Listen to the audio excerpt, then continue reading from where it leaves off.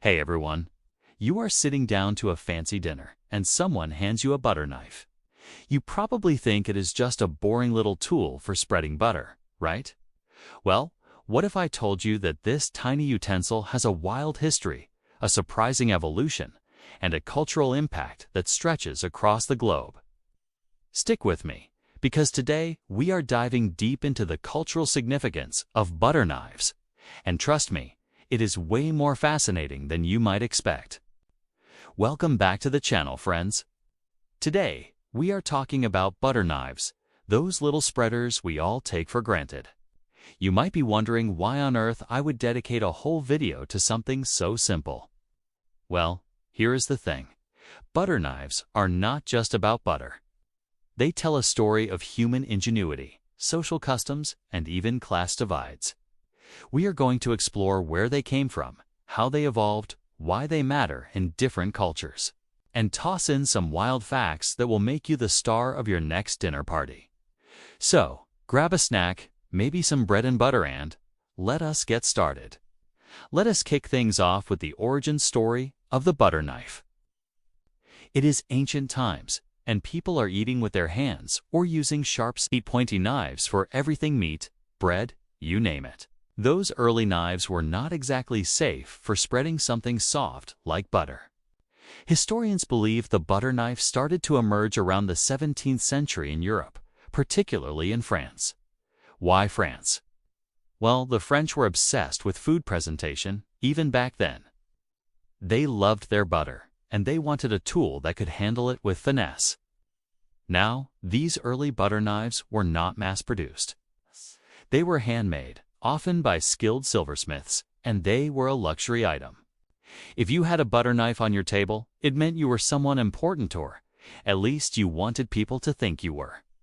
The design was simple: a broad, flat blade with a rounded tip. Perfect for scooping and spreading without tearing your bread. It was less about cutting and more about elegance. Over time, this little utensil became a staple in European dining, especially as butter itself became more common thanks to advances in dairy farming. Here is a cool detail. Some of the earliest butter knives were actually made from bone or wood before metal took over. Imagine sitting down to a meal with a wooden butter knife. Sounds rustic, but it worked. So, from the fancy courts of France to humble farmhouses, the butter knife began its journey as a symbol of refinement and practicality. Fast forward a few centuries, and the butter knife starts to evolve. By the 18th and 19th centuries, dining etiquette is getting more formal, especially in places like England during the Victorian era. People are inventing all kinds of specialized utensils, fish knives, fruit forks. You name it, and the butter knife gets a makeover too. It is no longer just a plain tool. It becomes a piece of art. Silversmiths start crafting butter knives with intricate handles, think floral patterns, monograms, or even little animal shapes. These were not just utensils, they were status symbols. Then comes the Industrial Revolution, and everything changes. Suddenly, factories can churn out butter knives by the thousands. They are not just for the rich anymore; middle-class families can afford them too. Stainless steel enters the scene in the early 20th century, making butter knives durable and affordable. But here is where it gets interesting. The design keeps adapting. Some butter knives get serrated edges for cutting through tougher spreads like frozen butter or jam. Others stay simple and classic, sticking to that original rounded shape. Innovation does not stop there. In the 20th century, we see butter curlers, those fancy tools that make little butter swirls for your dinner rolls. They are technically a cousin of the butter knife, designed for pure aesthetic vibes. And today, you can find butter knives made from bamboo, plastic, or even high-tech ceramics. The butter knife has gone from a luxury item to an everyday essential, and its evolution mirrors how our relationship with food and dining has changed over time. Okay, let us talk about why butter knives matter culturally. This is where things get really juicy. In Western cultures, especially in Europe and North America, the butter knife is tied to table manners and politeness. You do not just grab a hunk of butter with your steak knife. That is a faux pas. The butter knife says, "I am civilized. I follow the rules." It is a small detail, but it reflects this bigger idea of dining as a social ritual.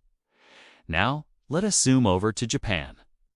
Butter knives are not traditionally part of Japanese dining because butter was not a big deal there until Western influence crept in during the 19th century.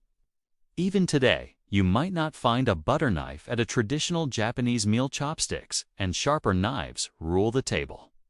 But when butter knives do show up in modern Japan, they often come with a sleek, minimalist design, blending Western utility with Japanese aesthetics. It is like a cultural handshake between East and West. In France, butter knives are practically sacred.